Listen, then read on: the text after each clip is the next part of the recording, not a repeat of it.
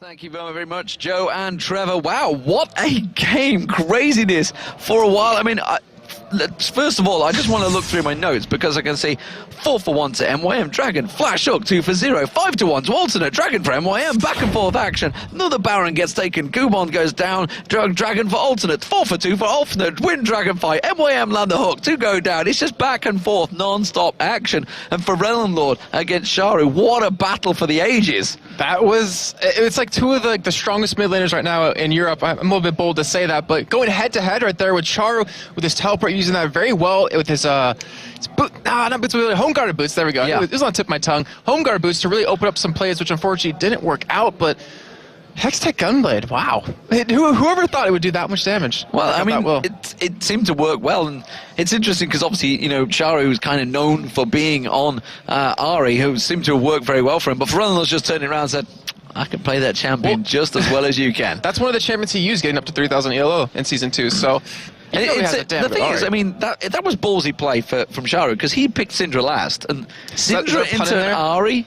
Well, there wasn't really a pun in there, but I can see where you're going from. But I mean, that's a tricky game because that's skill shots versus effectively someone that's going to dash into you and all those balls are going to be on your face.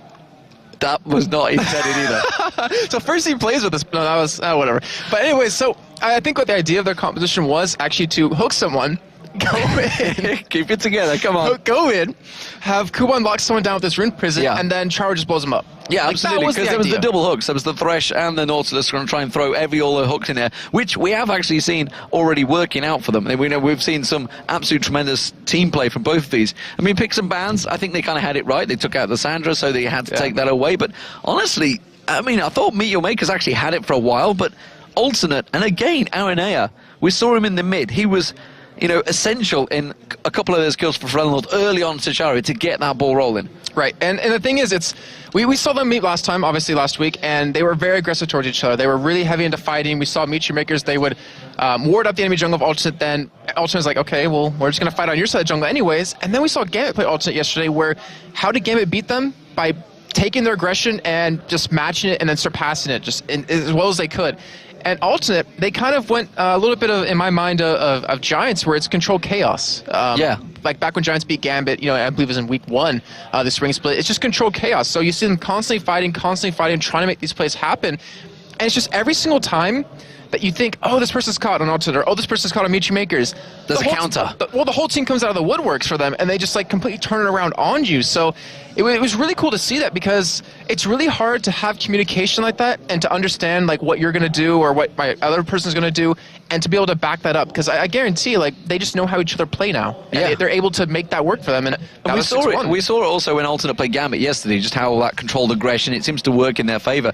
But what a crazy game. Actually, Meteor Makers kind of go that way, and we actually discussed it before, if I remember rightly, the Meteor Makers game when they did pick up the win earlier yesterday, was how they like to get a little bit of control. They like to take the towers, they like to push you early. They didn't get a chance to do that against Alternate. Yeah, if I remember correctly, Meteor Makers took like every single first turret of the game, except like 1 or 2. Well, obviously in the matches they lost now, but yeah, they like to have that control. Scatter the wards. Yeah, and they like to take the game relatively early on. They like to control when they get out of the laning phase. But Alternate just said, all right, well, we're not going to let you. We're not going to let you get to that point where you can control us, because you want the team to react to you when you're playing like this, when you're being really aggressive. You don't want to react to how the other team's playing, which both teams, we saw this, what game is it? Actually, it was Gambit and Alternate yesterday, where both teams were constantly trying to push that boundary of, no, we want you to play reactive, and then the other team's like, no, we want you to play reactive, and they kept butting heads consistently.